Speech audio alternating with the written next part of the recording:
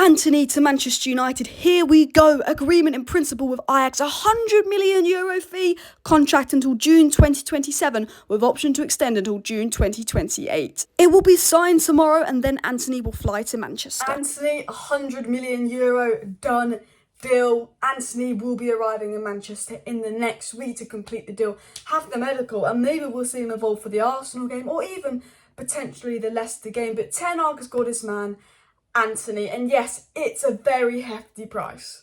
But we have to look at the positives. The reason it is so expensive is not Ten Hag's fault, it's Man United's fault for taking way too long on this deal. He would have been £50 million if we got him in May, and we were linked to him in May. Ten Hag said he wanted him in May. This was Ten Hag's main target since May. United did it to themselves, paying this crazy money for Antony, €100 million. But at the end of the day, and I'm going to say this now, if it works out and he plays really well, no one's going to give a crap about the price tag. Van Dijk, no one brings up his price tag now. If he performs for us, we don't care what he costs. I think we've overpaid, but I'm going to look at the positives. The fact that the board has spent €100 million on this guy shows that Ten Hag has authority with the board and the board is backing Ten Hag. I've been saying for years and years and years, the board don't back the managers, they always go for the cheaper alternatives. This time they've got Ten Hag's number one transfer target, overpaid for it, but they've got who the manager wants. And look, Ericsson I think has been decent, Molasses, who the manager wants, has been decent, and Sandro Martinez, who we all said we overpaid for at the time, has been an absolute baller. And I trust Ten Hag to have a really good profile of the players he wants to bring in. Whatever I say about Antony doesn't matter and whatever the fans say about Antony doesn't matter because we know Antony, we watch him play, cool. Ten Hag really knows Antony. Ten Hag watched him train every day for 2 years, watched him play every day for 2 years. Ten Hag knows more about Antony as a player than any other Man United fan and anyone else and any other pundit that will say this is a crap deal. This is a player the manager knows inside and out. And if Antony was a bad player, I don't think Ten Hag would be willing to spend this kind of much money on him and jeopardise other targets. Ten Hag knows the player and is very confident this is what he needs. And when I watched the Southampton game and Anthony Elanga struggling on that wing, I said, we need Antony from Ajax. I said, Elanga needs to learn in the Championship. It's not his fault he's having to play because of lack of depth. Elanga will put in a shift and do as much as he can, but he's not got that ability, he's not got that flair. We were lacklustre on the ball versus Southampton. We needed some techie winger like Antony, someone what Antony brings.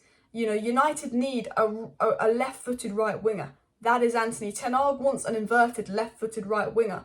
That is Antony. This is the player Ten Hag wants. And I will say this now, and we'll get into Antony's stats and all of that, and we'll get into what Antony's like as a player. But Ten Hag's watched Antony play every single game, watched him train, and knows about his mentality. I think if he was a bad player, he wouldn't be pushing for Antony. And I'm confident Antony won't be a flop. It could take time for him to adjust, but I'm confident he won't be a flop because he's thrived in Ten Hag's system for 2 years. But also he was very good in the Champions League last season in Ten Hag's system. So if he can do it against Champions League teams in Ten Hag's system, why can't he do it against Premier League teams? So Antony got 2 goals and 2 assists in the 3 games he played this season, and last season in 33 games he got 12 goals and 10 assists. And people saying there's very average stats for the Eredivisie, but a lot of people don't realise not every winger is Mohamed Salah. Not every winger gets crazy numbers. He's only 22 years of age and he can adapt. He does score, he can provide assists, but also he provides much needed depth to the attack.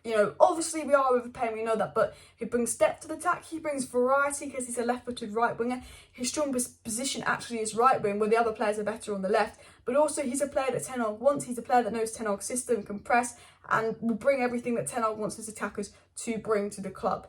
And I think him obviously being left-footed and a very different profile will help a lot. I think he will provide someone like Ronaldo service. I think that, it adds depth. Our bench options are Elanga and Garnacho. And then, now you bring in Antony. You've got Antony on that right-hand side. And you've got Rashford and Sancho to battle out for that left wing. So, how Martinez has come in. And now all of a sudden, Maguire and Varane are battling out for that right side of centre-back. Molasses has come in, Luke Shaw's got to battle out with him. Martinez has come in, he's got his place. Varane and Maguire have got to mark it out. You've got Ericsson in, could even potentially take Bruno's place. And you've got Sancho and Rashford now competing for that left wing as Antony makes the right wing his, which means that all those players that were regular starts for Man United under Ollie have now got to compete for their place, give them a bit of competition, find form, or they lose their place. So even the depth and the competition that Antony brings, I think it's definitely needed. Someone to come off the bench. But as I said again, someone that Ten Hag knows and someone that can play in Ten Hag's system. And What I love about Antony was how desperate he was to come to Manchester United. He was pushing and pushing and pushing and begging for this move. He really was keen to come. And people will say, oh, that's a bad attitude thing. If he had a bad attitude, Ten Hag wouldn't be bringing him to the club, because Ten Hag's all about mentality and work rate. He works hard.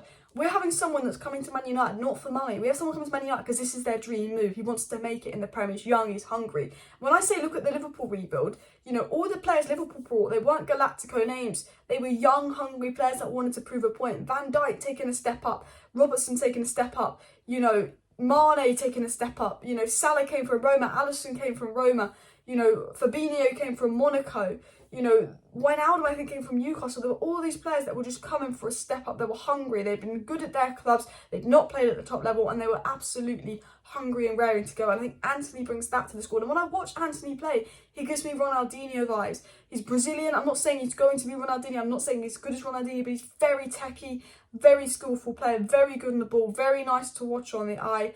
You know, he's tricky. I watch Elanga and he can't beat his man. Antony is capable of beating his man, you know, and I think he will link up so well with the likes of Martial and Sancho. I think they will link up so well. I think it will work well, and it's that inverted winger.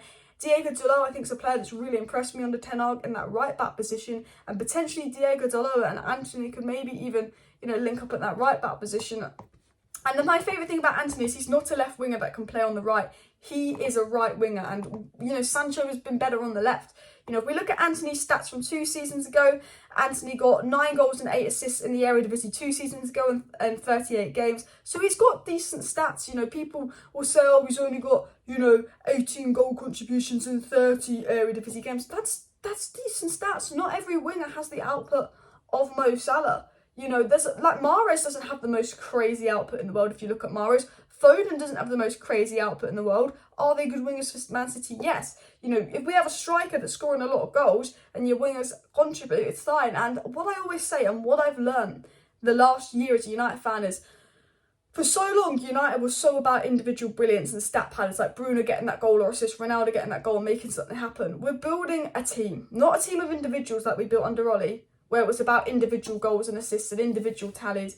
We're building a team that's going to work together and gel together. You look at Chelsea, all the goals are spread out in that team. You look at City, you know, there was loads of different goal scorers. You look at Liverpool, loads of different goal scorers. United, it was just Ronaldo that got all the goals, or the season before it was Bruno that got all the goals. I think the goals will be shared because Ten Hag's looking to build a team. He's not bringing in like this one player that's going to be this big flary player and get all the goals and assists. He's bringing in Antony because he's thinking about his system, his long-term plan, how it's going to link up. He's thinking, well, now I've got Antony, it brings depth. It also means Rashford and Sancho are going to compete for that left wing spot. It brings competition, which means it's probably going to get the best out of them. You know, competition got the best out of Luke Shaw. When Telles came in, maybe Malacia will do the same. Maguire's now been dropped for competition. Ten Hag's come in, Maguire's dropped, Shaw's dropped. Rashford could be getting dropped when Antony comes in. Fernandes could even get dropped for Eriksen. You know, Ten Hag's bringing in that much needed competition at United, and Antony is obviously the profile that we're missing on the right wing as well as competition. So yes, it's 100 million, and that is United's fault that it's 100 million because we brought him way too late.